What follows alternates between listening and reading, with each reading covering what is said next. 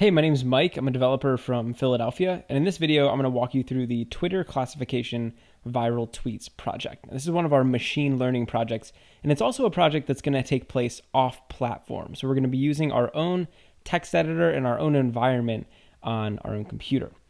Now, some of the key concepts we're going to be covering in the video are organizing and normalizing data sets, and then also training and testing a K-neighbors classifier. So I'm really excited to get into this. And the first step is really just going to be to download the project code off of Codecademy's website. And you should get a zip file. You can unzip that and then put it into the directory of your choice. Now over here, I have my environment set up. Over here on the left, I have my Jupyter Notebook page open, and I'm open to the Viral Tweets project. Now over here, this is my little file explorer, and I have my Twitter classification project. And down here, I've created a script.py file. Now, the first thing that you're going to need to do is you're going to need to run this Jupyter Notebook command. And this will actually open up Jupyter Notebook in your browser for you. So if I run this, you'll see Jupyter Notebook opens up. And I actually already had it running, so I have this up over here. You can leave that running in your terminal. And down here, this is my terminal, by the way.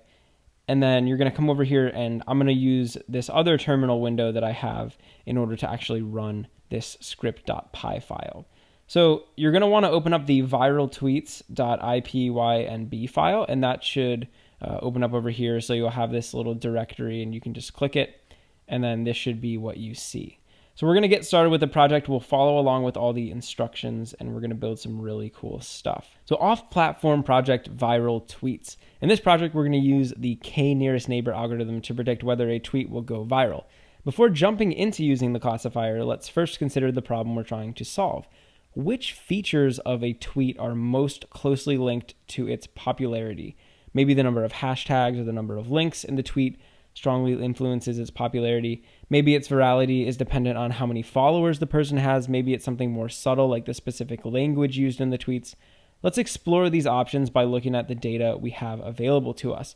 Now, if we look over here, we have this JSON file called randomtweets.json. And this is just a collection of thousands of random tweets that we're going to use. Some of them viral, some of them not, some of them more popular than others. And so the first thing we're going to have to do is import all of that into our code, and we're going to need to get that data. If you just scroll down a little bit, we have this block of code right here. I'm just going to copy this and paste it in.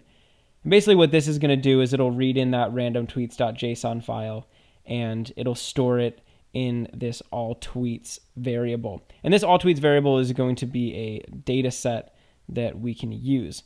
So the data that we just printed over here, the code, prints out the following information: the total number of tweets in the data set, does that right here, the columns or features of the data set, which it does right here, and then the text of the first tweet in the data set, which is right here. So why don't we just run this, and I'm just going to say Python 3, and then I'll say the name of this file, which is script.py, and I need to save this first. So now when we run this, it should print out all of this information. So the first one we'll get is how many tweets there are. So we have 11,099 tweets. And then down here, these are all of the features or the columns of this data set. So basically for every tweet, for all 11,000 of these tweets, we're storing all of this information. So we're storing things like the source, the text, the user, how many times it was retweeted. All this different information is stored about each tweet. And then finally down here, we actually have the text of a tweet. So it says, "We are more than a month into summer, but the days are getting shorter. The sunrise is about 25 minutes later on July 3rd. So these are all of the relevant pieces of data that we printed out up here. And as we follow along with these instructions, we're going to want to print some other stuff out. It says some of these features are dictionaries. For example, the feature user is a dictionary. We might want to use some of the information found in these sub-dictionaries. So print allTweets.location0 user.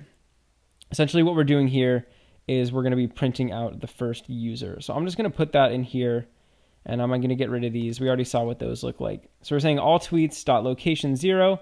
This will grab the first tweet, and then we're going to get the user from the first tweet. So this should just be like a bunch of dictionary data. So it should just be like a dump of a bunch of dictionary data, which it looks like it is. So there's all of these different fields that we're storing about the user for a specific tweet. So after printing that, try printing just the user's location found in the user dictionary. So over here, we'll print out their location just like that. And now we should be able to see where they tweeted from. So it looks like they tweeted from Waterloo, Iowa. So anyone out there, if you're from Waterloo, Iowa, and you're watching this, shout out to you. So as you can see, we can get specific information about the user from a specific tweet. And all of the tweets are going to store, or they're going to have all this information stored on them. So let's move on, and we'll move on to the next section. So down here, we can scroll down through all of this, and we're in the defining viral tweets section. So a k-nearest neighbor classifier is a supervised machine learning algorithm, and as a result, we need to have a data set with tagged labels. For this specific example, we need a data set where every tweet is marked as viral or not. Unfortunately, this isn't a feature of our data set, so we'll make it ourselves. What this is saying is that for our supervised machine learning algorithm, we're going to want to build an algorithm that can take in a bunch of features about a tweet. So maybe like how much text is in the tweet, how many times it got retweeted, how many hashtags there are. We want this to be able to take in information about a tweet and tell us whether or not it's likely to be viral.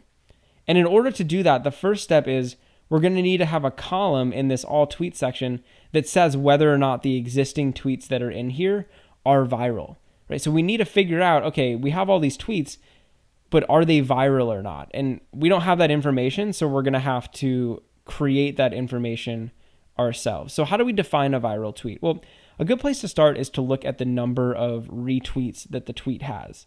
And this can be found using the feature retweet count. So why don't we just check that out real quick? So I'm going to say all tweets, and then over here, we're going to grab the retweet count feature. And I'm guessing this is just going to give us a list of all the tweets with their corresponding number of retweets. And that's exactly what it did. So down here, we have like tweet 1 had 0 retweets. Tweet 3 had over 11,000 retweets.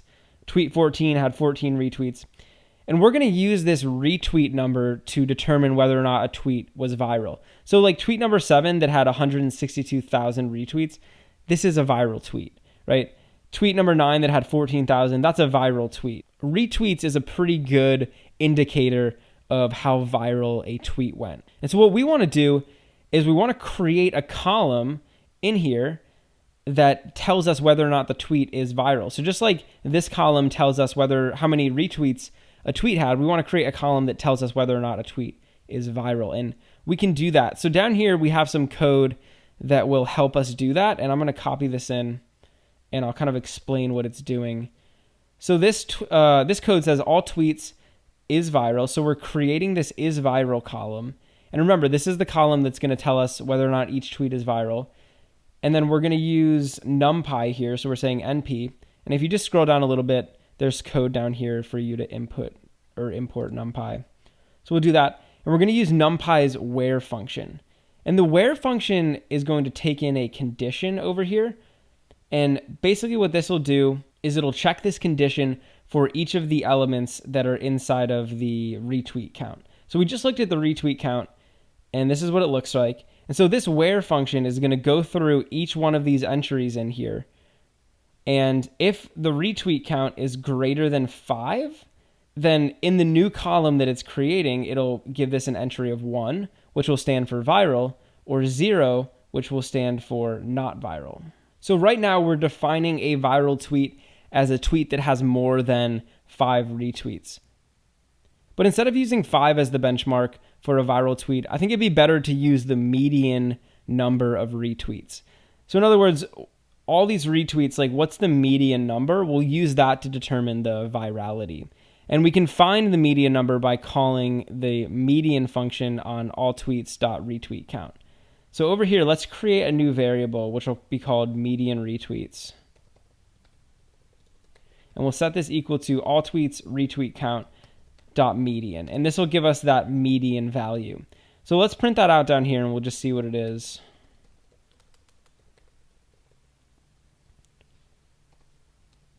So it looks like the median number of retweets is 13. So essentially this line now is saying that if a tweet has more than the median retweets, in our case this is going to be 13, And I'm just going to toggle word wrap here real quick so this wraps around. So if it has more than the median number of retweets, we're going to classify this as a 1 in the new column, which is going to mean it's viral. Or if it doesn't have that many, it's going to be a 0, which will mean it's not viral. So now let's print out this new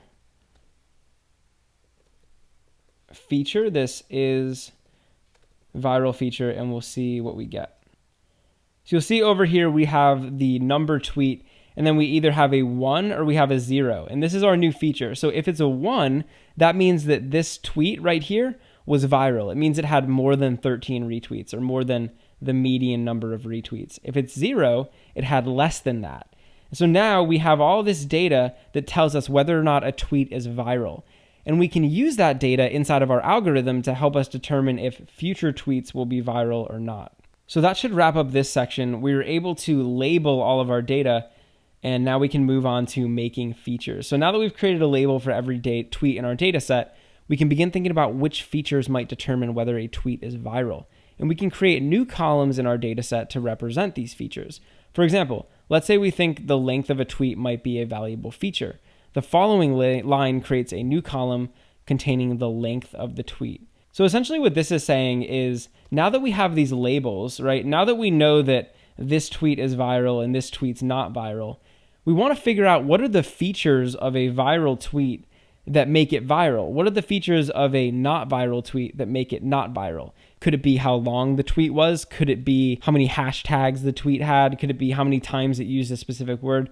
We don't really know. But one good thing to check would be the length of the tweet. And that's what this is doing down here. So we're going to create a new column or a new feature, which is tweet length.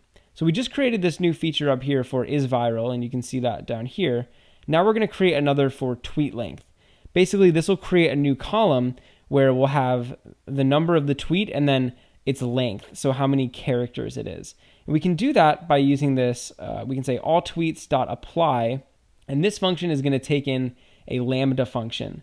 And this lambda function will be applied to every single tweet inside of all tweets, and it'll return a value, which will be the value in the new column. So this lambda function takes in a tweet, and it just returns the length of the tweet's text. And then over here we have axis is equal to 1, and this will just create a new column rather than a new row. So let's just take a look at what this does, and hopefully it'll give you guys a better understanding of how it's working. So let's run this. We're going to print out this new tweet length feature that we just created.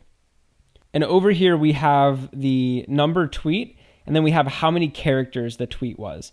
So tweet 11,095 was 75 characters. Tweet 11,094 was 140 characters. So we're storing this additional data about the tweet in the hopes that this will help determine whether or not a tweet is viral. So maybe tweets that have 140 characters are more likely to be viral than not.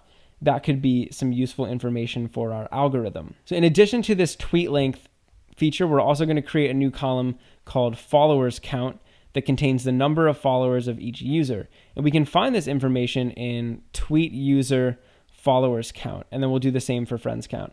This code's going to be very similar, except instead of getting the tweet length, we're going to want to figure out the followers count. So over here, I'll say followers count, and it tells us right here that we get the followers count in tweet user and then followers count. So I'll just paste that over here.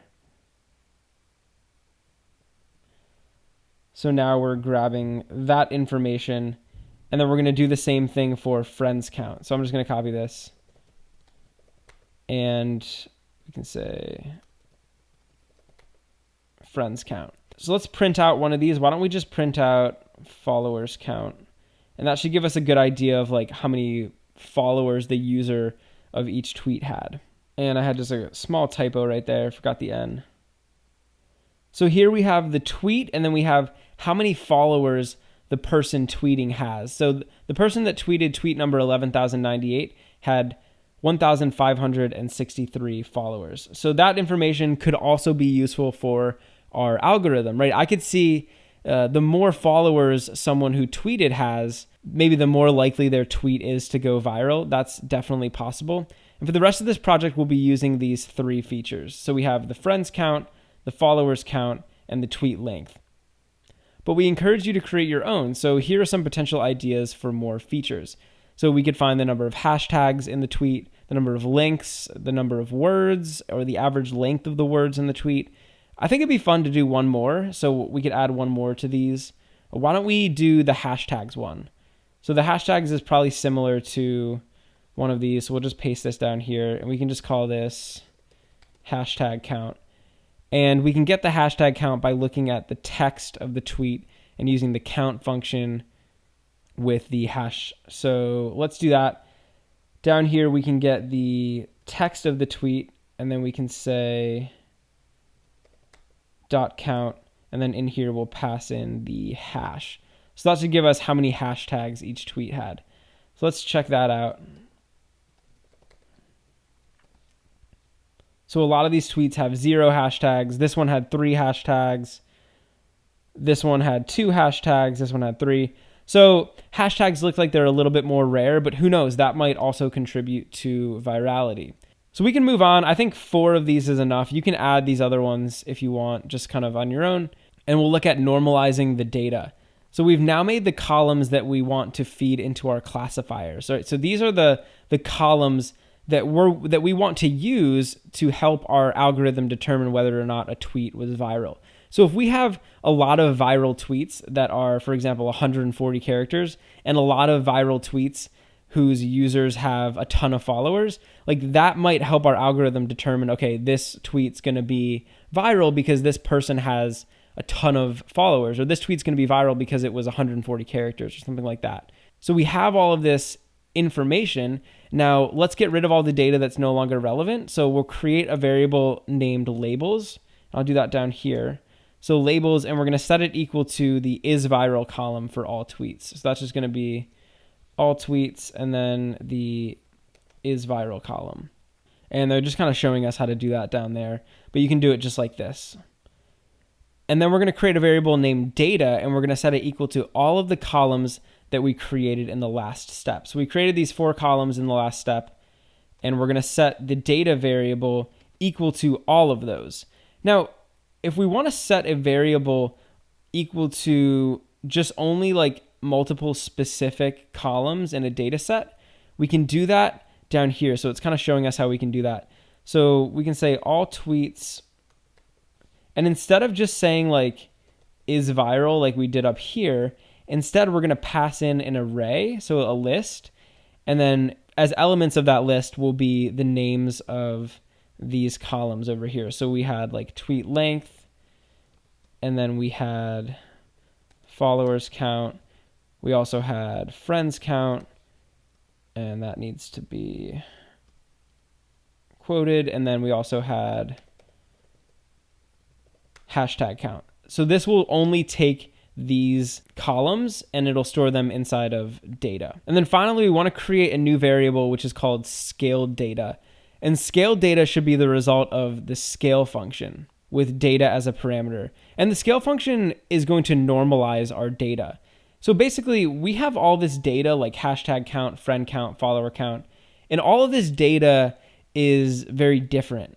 So for example, a tweet that has a lot of hashtags might only have like 3 or 4 hashtags. But a user that tweets who has a lot of followers might have hundreds of thousands of followers. And so how do we weigh the 3 hashtags against the hundreds of thousands of followers? It's possible that having 3 hashtags might have a huge impact on the virality of the tweet, but having 3 followers might not, because 3 hashtags is a lot, but 3 followers is like nothing, right? You can have hundreds of thousands of followers.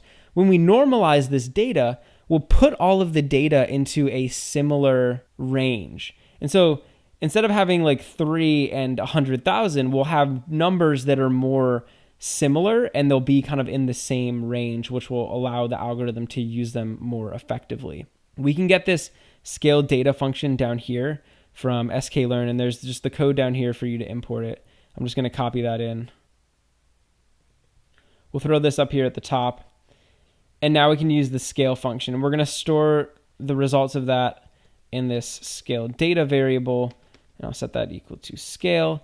And this is going to take the data as a parameter and then also axis is equal to 0. And that'll scale the columns as opposed to rows. So we have our scaled data. And why don't we print out scaled data 0 just to get a feel for this? Or, why don't we just print out all the scaled data? And here's what the scaled data looks like. You'll see we have, basically this is a two-dimensional list. So we have a list of lists, and each one of these lists has different items in it. And these are the scaled data. So like this right here, this would be the scaled tweet length data. This is the scaled followers count data. This is the scaled friends count data. This is the scaled hashtag data. So it's all this data kind of scaled to the same range. And then we can use that inside of our algorithm. So let's move on to the creating the training set and test set section, where we're going to evaluate the effectiveness of our classifier. We're going to need to split the scaled data and the labels into a training set and a test set using scikit's learn train test split function. And down here you can import that. So we'll throw this here up at the top. I'm also going to copy it because we're going to need to use it. So we'll put this down below where we created the scaled data. And this function is going to take two required parameters. So it's going to take the data, and then it's also going to take the labels. So we have our data, and we also have our labels. And we can set an optional parameter of test size equal to 0.2, and then we can also set another optional parameter of random state equal to 1. Now this train test split function is going to return 4 things from it. So generally, like in the case of scale, it only returned 1 thing. This is going to return 4 things.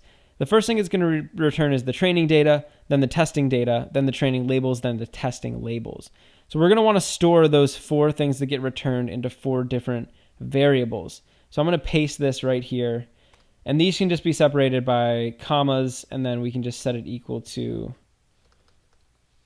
train test split. So now we'll have these 4 variables that we can use to both train the algorithm and then also to test the algorithm after we've trained it.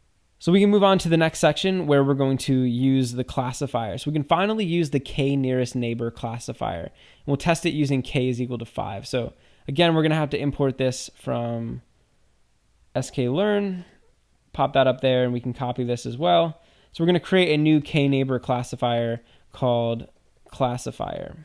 And we'll set that equal to k neighbor classifier. And we'll pass in and neighbors as 5. Now that we have it created, we can train it. So I'm going to say classifier.fit, and this fit function will train it. So we're going to train it using the train data and then also the train labels. So now that we've trained it, we can actually test it out. So we'll actually score it. So we can say classifier.score, and then in here we'll pass in the test data and the test labels. So up here we're training it, right? We're letting the algorithm learn what is viral and what's not, and what constitutes a viral tweet and what doesn't. And then down here we'll test it. So we'll see how well it was able to learn that. And why don't we print this out? So here we'll print out classifier.score, and I'll get rid of this print statement. And as a result, we got 0.55. 55% of the time, this thing was able to tell us whether or not a tweet would be viral or not, which isn't too bad. I mean, it's a little bit above 50%, so it's better than just straight up guessing.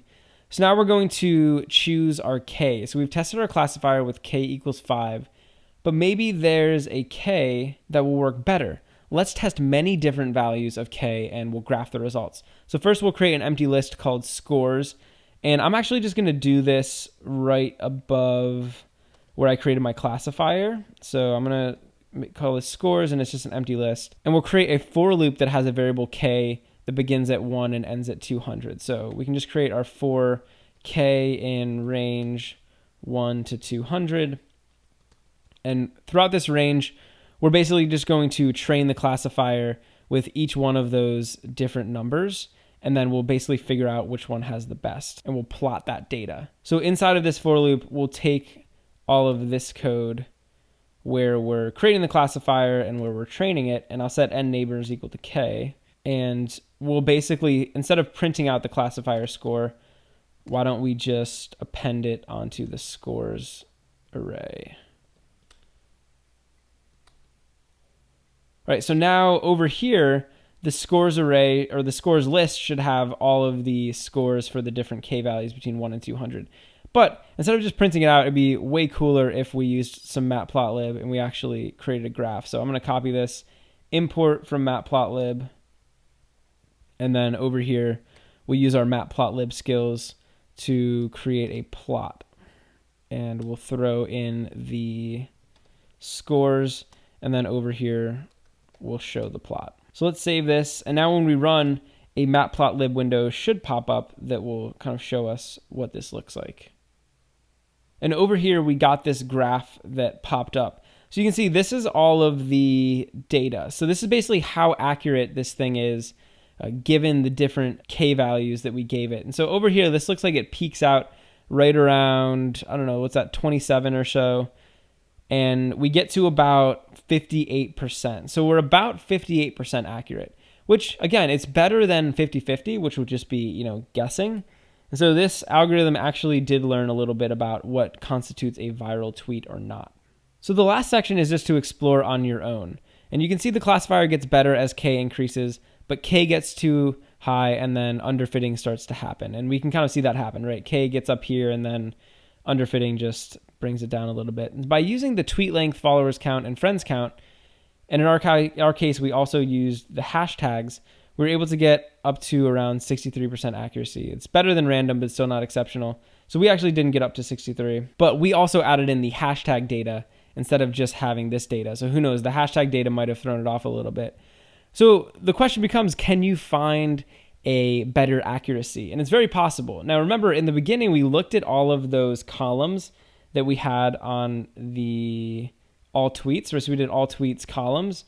There's a ton of stuff in there in addition to just like all of this stuff. So it's very possible that other columns could make for a more accurate algorithm. It really all depends, but that's up to you. So a great way to keep learning and to keep going would be to just try out some of those different columns and add them into the algorithm, see if they improve the accuracy, or in some cases, maybe they might reduce the accuracy. But for now, that's the end of this section. So I'm going to go ahead and wrap this up. And I just want to say thanks for sticking with me through the viral tweets section of this off-platform project.